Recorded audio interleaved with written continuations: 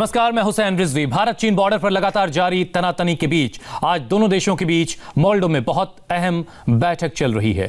पहली बार भारत और चीन की सेना के बीच चल रही इस बैठक में कूटनीतिक दांवपेच भी आजमाए जा रहे हैं और इसी बातचीत के साथ साथ ये खबर भी आ गई है कि पहली बार राफेल ने लद्दाख के आसमान में उड़ान भरी है। यानी भारत चीन को बातचीत के टेबल पर भी शहमात देगा और अगर जंग हुई तो आसमान में भी राफेल प्रतिघात के लिए तैयार है। क्या है बॉर्डर पर ताजा हालात, देखिए ये हमारी खास रिपोर्ट।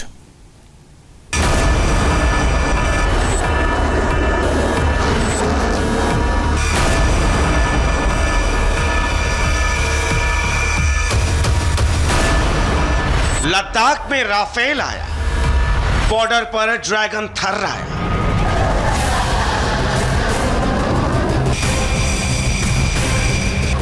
जरा राफेल की इस गर्जना को सुनिए। ऐसी ही गर्जना अब चीन के सैनिकों के कानों में भी गूंज रही है। लद्दाख के आसमान में भी इसी तरह राफेल लड़ाकू विमानों ने उड़ान भरी है। ये भारत और चीन के बॉर्डर से अब तक की सबसे बड़ी खबर है। 10 सितंबर को वायुसेना के अंबाला एयरबेस से करीब 900 किलोमीटर दूर भारत और चीन के एलएसी के बॉर्डर पर लद्दाख के आसमान में राफेल ने उड़ान भरी है। 10 सितंबर को राफेल ने लद्दाख के आसमान में चाइनीज आर्मी की टोह ली थी। राफेल लद्दाख के आसमान में अब तक 4 बार उड़ान भर चुका है, लेकिन अब तक एक बार भी राफेल ने लद्दाख में लैंडिंग नहीं की है। रफाल जो कि 17 स्क्वाड्रन गोल्डन एरोज के हैं, अंबाला एयरबेस से 10 सितंबर से लेकर अभी तक 4 बार इस पूरे एरिया में सॉर्टी कर चुके हैं। दरअसल डेमोग्राफिक और साथ में टेरेन फैमिलाइजेशन के लिए सॉर्टी की गई ताकि अगर कहीं से भी कोई चुनौती होती है, टू फ्रंट वॉर का खतरा होता है, तो इसको देखते हुए लाइन ऑफ एक्चुअल कंट्रोल पर भी इनको डिप्लॉय किया जा सके। और एयर डिफेंस रोल, साथ में स्ट्राइकर के रोल के साथ साथ कॉम्बैट एयर पेट्रोल और पैकेज फॉर्मेशन में ये रफाल फाइटर एयरक्राफ्ट अपना रोल निभा सके।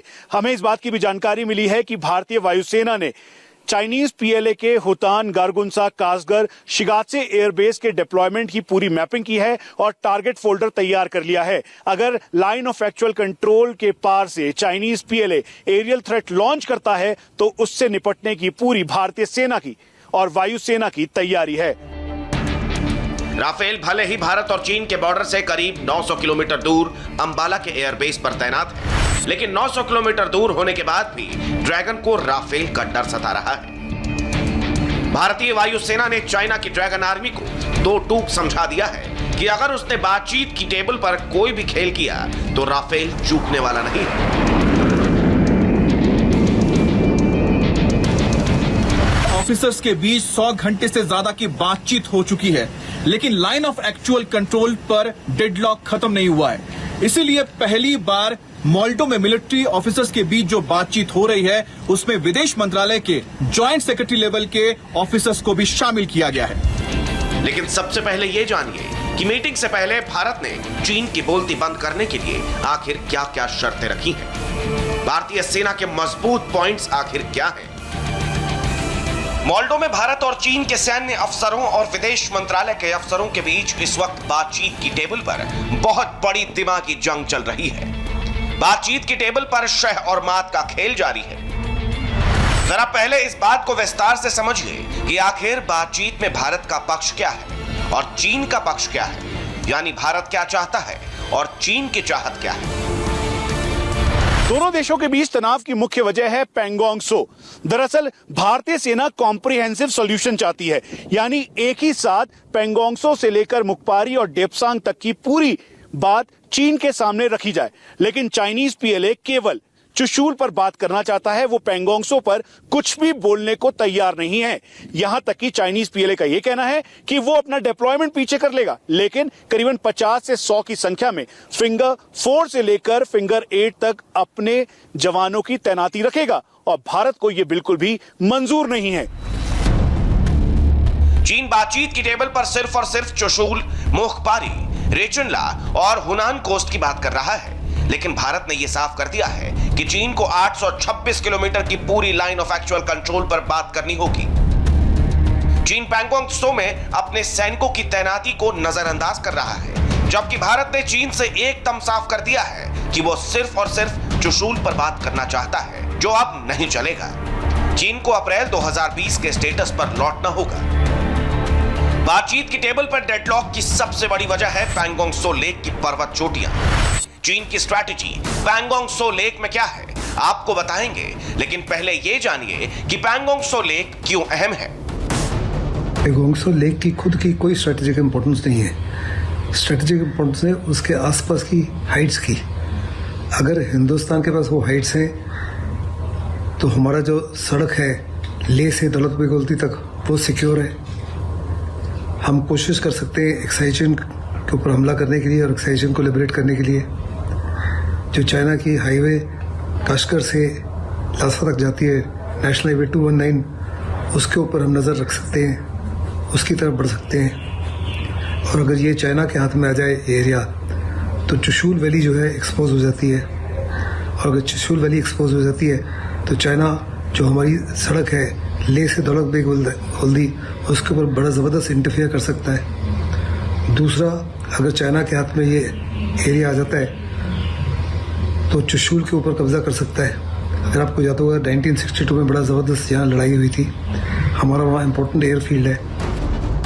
पैंगोंग त्सो के महत्व को देखते हुए भारत ने यहाँ 24 पर्वत चोटियों पर हथियार और आर्मी तैनात कर दी है, जिससे चीन की चालबाजियां चल नहीं पा रही हैं। लेकिन चीन चाहता क्या है, जरा ये भी देख लीजिए। चीन इस बात पर अड़ा हुआ है कि वो फिंगर 4 से लेकर फिंगर 8 की लोकेशन पर अपना दबदबा कायम रखे और वहां पर 50 से 100 की संख्या में अपने सेना के जवानों को हर वक्त तैनात रखे।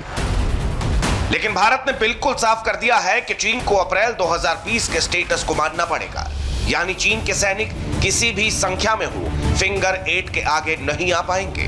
बातचीत बार बार इसलिए फेल हो रही है क्योंकि भारत ने चीन के ऑफिसर्स को साफ कह दिया है कि पैंगोंग लेक इलाके में चीन की सेना को फिंगर 8 तक जाना होगा, लेकिन चीन की सेना फिंगर 8 तक जाने को तैयार नहीं हो रही है। बात सिर्फ यही नहीं है कि चीन को अपने 4 से 5 हजार सैनिक भी पीछे ले जाने होंगे। इसके अलावा इसी 8 किलोमीटर के दायरे में 15 परमानेंट स्ट्रक्चर और 50 से ज्यादा टेंट हैं, जिनको चाइनीज आर्मी को नष्ट करना होगा। बातचीत की टेबल पर भारत ने बिल्कुल साफ कर दिया है कि 3 फेज में बॉर्डर पर चीन को डिसएंगेजमेंट करना होगा। फेज 1 में चीन को पैंगोंग त्सो के फिंगर 8 से पीछे जाने के अलावा रेचुनला, मागर हिल, गोरांग हिल, कोंगकालू, कुंगरांग नाला, डेमचोक, बॉटलनेक और टेपसांग से भी पीछे हटना होगा। भारत चाहता है कि दूसरे फेज में चीन अपनी तोपें, इन्फेंट्री, कॉम्बैट व्हीकल, टैंक और अपने एयर डिफेंस सिस्टम को पीछे ले जाए। इसके अलावा भारत चाहता है कि चीन, जिसने इस वक्त एलएसी पर अपनी आर्मी 40 से 50 हजार की संख्या में तैनात कर दी है, उसे कटौती करके 5 से 10 हजार के बीच ले आए। भारतीय सेना ने यह भी कहा है कि तीसरे फेज के तहत जब दोनों सेनाएं अपने हथियारों को पीछे ले जाएं, तो किसी तरह की तनाव की स्थिति नहीं हो, दोनों सेनाओं के बीच टकराव की कोई स्थिति ना बने। भारतीय सेना ने चाइनीज काउंटर पार्ट से ये बात इसलिए कही है क्योंकि चीन धोखा देने में माहिर पुराना खिलाड़ी है। गलवान घाटी में भी इसी डिसएंगेजमेंट के दौरान खूनी संघर्ष हुआ, इसलिए भारतीय सेना फूंक फूंक कर कदम रख रही है।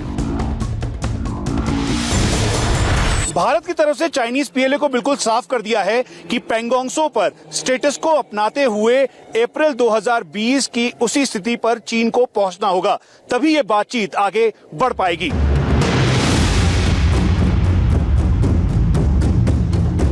लेकिन सवाल यही है कि चीन पर आखिर भरोसा कैसे किया जाए, क्योंकि चीन अपनी सेना की तैनाती घटा नहीं रहा है, बल्कि चीन अपनी सेना की तैनाती लगातार बढ़ा रहा है।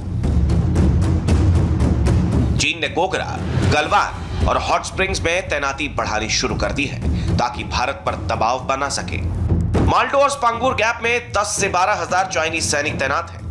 रेचुनला से लेकर टेपसांग और दौलत बेग ओल्डी तक ये तैनाती करीब 15,000 तक है। ऐसी स्थिति में चीन पर भरोसा करना मुश्किल ही नहीं, नामुमकिन नजर आता है। इसलिए भारत ड्रैगन पर नकेल कसने के लिए अब सैन्य रणनीति के साथ साथ कूटनीति का इस्तेमाल कर रहा है। पहली बार भारत और चीन के बीच सैन्य स्तर के साथ ही कूटनीतिक स्तर की बातचीत हो रही है। यानी इस बैठक में मिलिट्री अफसरों के साथ साथ विदेश मंत्रालय के जॉइंट सेक्रेटरी लेवल के अफसर भी शामिल होंगे। कोर कमांडर्स की बैठक में पहली बार MEA के जॉइंट सेक्रेटरी नवीन श्रीवास्तव शामिल होंगे। इसके अलावा चीन की तरफ से विदेश मंत्रालय के अधिकारी मौजूद होंगे। यानी कि मिलिट्री लेवल पर अगर बातचीत के दौरान डेडलॉक नहीं टूटता है तो कूटनीति के जरिए यानी डिप्लोमेसी के जरिए डेडलॉक को तोड़ने की कोशिश की जाएगी। 10 तारीख को दोनों देशों के विदेश मंत्रियों की मॉस्को में बातचीत हुई थी। उसके बाद आज पहली बार दोनों देशों के कोर कमांडर्स बैठक कर रहे हैं और इस बैठक में 2 डिवीजन कमांडर्स भी शामिल हैं। भारत और चीन के रिश्ते क्या होने वाले हैं, ये इस बैठक के बाद तय होगा।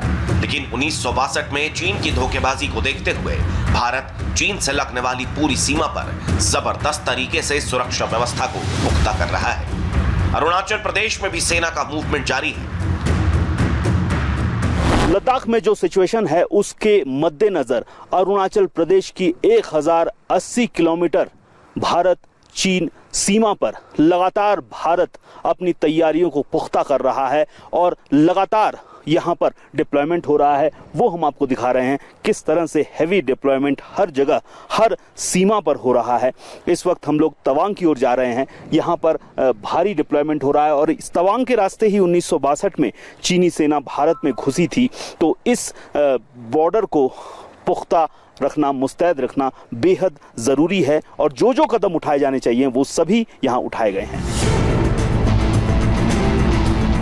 चीन से लगने वाली सीमा के ज्यादातर हिस्सों में तैनात सेना की टुकड़ियों को पहले ही यह संदेश भेजा जा चुका है कि वो अपनी तैयारियां युद्ध स्तर पर करें और हर वक्त अलर्ट रहें।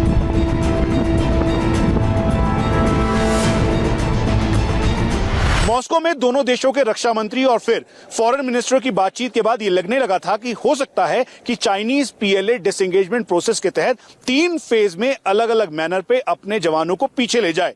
लेकिन भारतीय सेना के मुताबिक चीन पर विश्वास करना बेहद मुश्किल है और चीन कहीं से भी जल्दबाजी ना करते हुए अपनी सेनाओं को पीछे ले जाने को अभी तक तैयार नहीं हुआ है। यही वजह है कि आज कोर कमांडर लेवल मीटिंग में MEA की तरफ से जॉइंट सेक्रेटरी नवीन श्रीवास्तव भी मौजूद हैं। कैमरा पर्सन चंद्रभान के साथ Manish Prasad, India TV, Ladakh. Border पर युद्धवीरों का प्लान भी तो आपने देख लिया, लेकिन LAC पर जाने के लिए क्या है सरकार का अटल प्लान, आपको बताएंगे ब्रेक के बाद।